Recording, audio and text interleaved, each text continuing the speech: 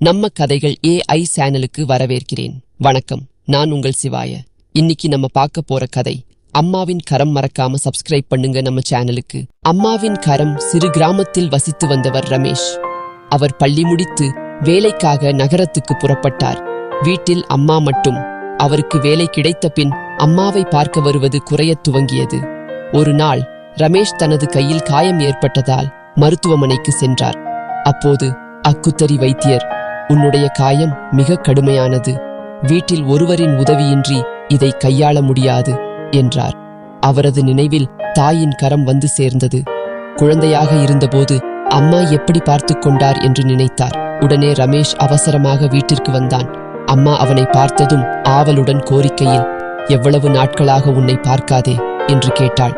ரமேஷ் கண்ணீர் விட்டபடி, எனக்கு வேலை முக்கியமாய் தெரிந்தது, ஆனால் இன்று உணர்ந்தேன் அம்மா, உன்